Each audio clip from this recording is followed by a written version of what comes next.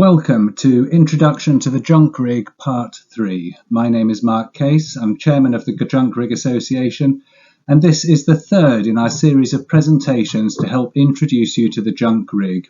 In Parts 1 and 2, we dealt with the evolution of modern leisure boats, which are driven by sails and rigging adapted from the traditional sailing vessels of East Asia, and with some of the main characteristics of the modern version of the junk rig.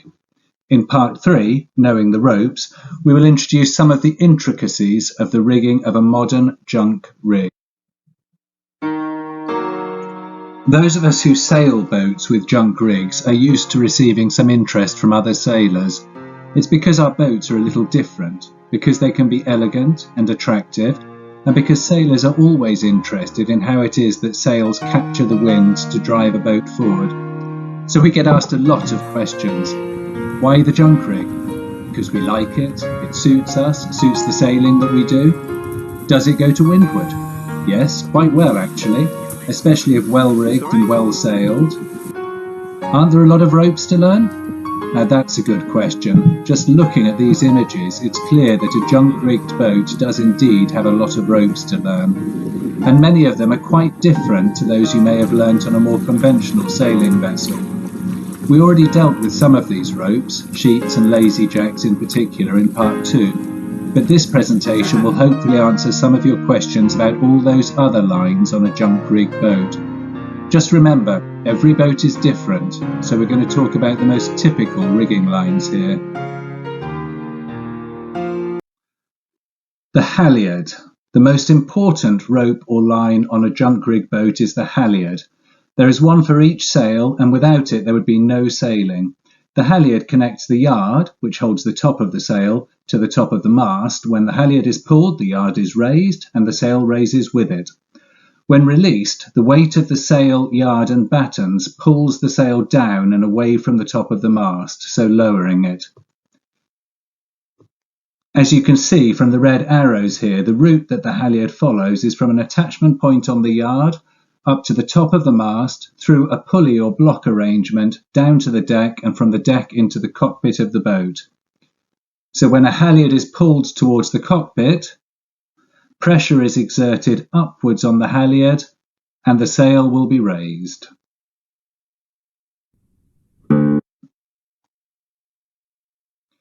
As you can see from the model here, the sail is stretched over a framework of the yard at the top, battens at intervals and a boom at the bottom of the sail, so it's a good deal heavier than a conventional sail.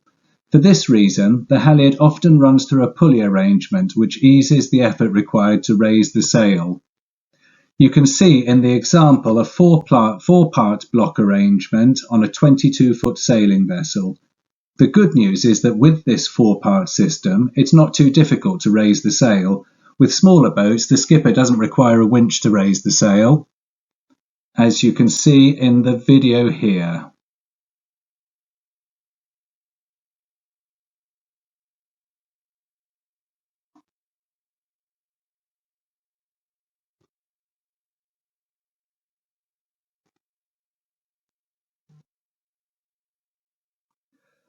Junk rig sailors use one word that is rarely heard on other vessels, the word parrel. A parrel is simply a rigging line, especially one that goes around the mast. One special example is the yard hauling parrel.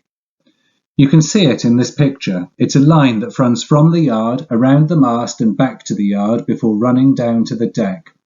When the line is pulled, the loop around the mast is tightened and the yard is pulled more tightly against the mast. This line helps with the set of the sail and in transmitting wind power through the mast into the boat. It also helps to keep junk rig sailors sane, because if the yard was left to hang loose from the halyard, it might bang about against the mast in a most irritating way. Let's use the model to take a closer look at how that works. Here again you can see the arrow that indicates the loop of line that holds the yard relatively close to the mast. The line starts the loop at the yard, passes around the mast, back to the yard where it runs through a block and down to the deck, and from there the line is led into the cockpit. So you can see how pulling on the line at the cockpit tightens the loop to pull the yard in towards the mast. You can probably also see from this that if the sail is lowered, the yard hauling parrel will become loose and may have to be tightened up again. Every boat's different and they each have their own rigging arrangements, but a yard hauling parrel is pretty much universal on junk rig boats. Except for some specialised type of junk rig derivatives, you will also find batten parrels on every junk rig boat, although they can be configured in different ways. These lines connect each batten more or less loosely to the mast. When the wind is blowing from the opposite side of the mast to that where the sail hangs, the batten parrels capture, together with the yard hauling parrel and the halyard and sheets, the force of the wind. Because there's one for each batten, the wind forces are well distributed along the mast. Generally speaking, these parrels are not adjustable while sailing, so while their positioning can certainly affect the set of the sail and how far forward or aft it's positioned, they're not intended to make sail adjustments on the fly. Let's look at this real example. Perhaps you can pick out the batten parrels.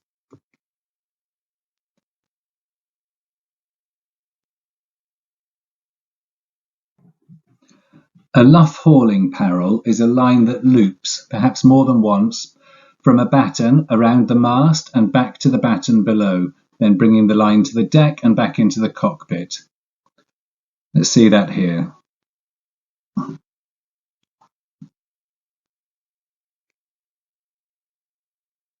When the line is pulled in the cockpit, the loops tighten around the mast and the battens are pulled back. When the line is released, the battens are free to shift forward again under the weight of the sail. Hasler and MacLeod, the authors of Practical Junk Rig, the slightly dated but still highly relevant Bible of junk rig construction, describe the luff hauling parrels as a system to provide rapid adjustment from the deck of the fore and aft position of the battens. In other words, the battens, and the sail between them of course, can be adjusted in position relative to the mast. Most junk rig boats will have some form of luff hauling parrel, although the arrangements can vary between boats. The luff hauling parrels assist in determining how the sail is set and provide some downward tension on the luff of the sail, so that the leading edge of the sail presents a sharper surface to the wind. They can be used too, perhaps in conjunction with a tack parrel, to pull the centre of effort of the sail aft, if the vessel has lee helm, is inclined to turn away from the wind in the prevailing conditions, or to let the centre of effort move forward if the boat is inclined to steer into the wind, weather helm.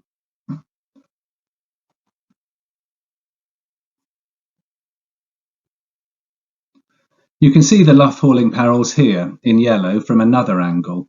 Again, you can see how it leads from the front of a batten around the mast and back to the next batten, so that hauling on the rope will pull the battens back towards the mast. Here's a photograph of how that looks on a real junk rig. We can highlight the luff hauling parrels for convenience.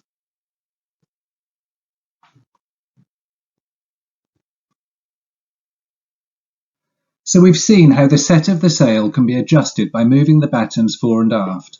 It makes sense that the boom, which in many ways is just the lowest batten on a junk rig sail, would also be adjustable, and it often is. But there are so many different arrangements for adjusting the boom, kicking straps, tensioners, downhauls and the like, very often peculiar to individual boats and skippers. These all, in some form or another, deal with keeping the boom down in some way, although generally the booms on junk rig boats are not under the kind of high tensions that one would see in many Bermudan rig boats. But for today's presentations, we'll deal with only fore and aft adjustments of the boom, in particular the tack parrel and what we can call the boom hauling parrel.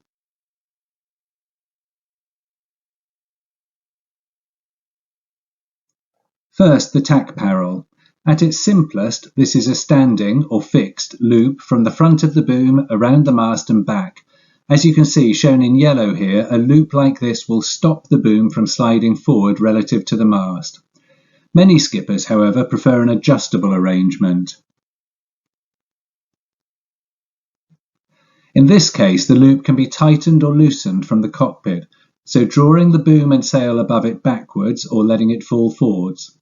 As you can imagine, this can be used in conjunction with the luff hauling parrels to adjust the position of sail panels from the top of the sail to the bottom, for example to aid in balancing the sail.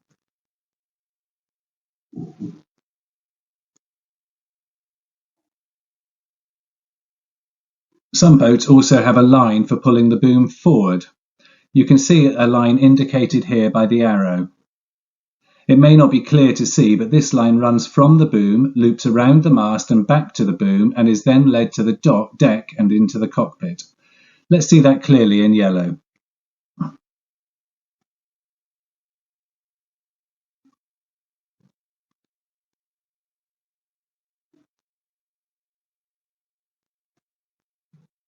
As with several other Parrels, you can see here that pulling the line tightens the loop which pulls the boom forward. Together with a running tack line, this gives a lot of control over the fore and aft position of the boom. We junk rig sailors like to imagine our boats gliding swiftly through the water in perfect balance and with beautifully full sails. Sometimes the reality is a bit different. Often, perhaps especially with cambered sails, we find that wrinkles or creases of one sort or another are spoiling the set of our sail. In particular, we often have to deal with long horizontal creases, which both look unsightly, but more importantly rob the sail of some of its designed camber, making for less power in the sail. You can see these here and here. There are various ways to address this problem, but let's deal specifically with two of these, which can be used separately or together. The first approach is to use a throat hauling parrel. This is a line that again uses a loop around the mast to make an adjustment. In this case, a line is run from an attachment point at the throat of the sail, where the front of the sail is attached to the yard, around the mast and back, and then runs down to the deck and into the cockpit.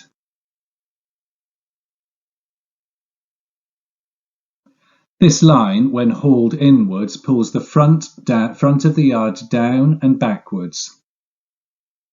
This means that by virtue of the seesaw effect, the top of the yard is pulled forward and upwards, which in turn pulls on the back or leech of the sail and helps to pull out the creases in the sail. Being near the top of the luff, a well-adjusted throat hauling parrel can help determine how the sail is going to hang from the yard, and it's often a good idea to adjust this before moving on to luff hauling parrels or boom adjustments. Another approach to helping keep the creases out of junk-rigged sails and spreading loads on the sail across the whole framework of mast, yard, battens and boom are so-called Hong Kong Parrels. These lines are not to be found or even required on all junk rigs, but are nonetheless found essential by some skippers depending on their rig and the set of their sails. You can see them here in red. We've only shown 3 to avoid making the image too busy, but typically there'll be one each for all or most of the sail panels. The Hong Kong Parrel is not a loop. It runs from the front of one batten to an attachment point behind the mast on the batten below. In this way, the weight of the lower batten and the sail hanging from it acts to pull the upper batten back and downwards, tensioning the luff or front of the sail while also peaking up the back of the upper batten, helping to keep creases from forming within the panel. You can see Hong Kong Parrels on this lovely boat sailing in Norway. We've highlighted some of them in red to make them easy to find in the picture. And you can see that the Parrels and other riggings have made for a finely balanced sailing boat.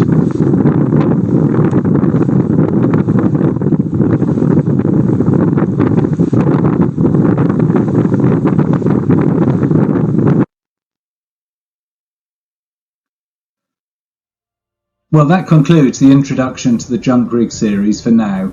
By now, you really have been shown the ropes, as far as junk rig boats are concerned. There's a lot more to know, of course, and future videos will deal with junk rigs in more depth. We at the Junk Rig Association aim to promote the rig and provide easily accessible and relevant material to people interested in it. Visit us at www.junkriggassociation.org, where you can find a lot of help or even join us for a nominal fee. Good sailing to you.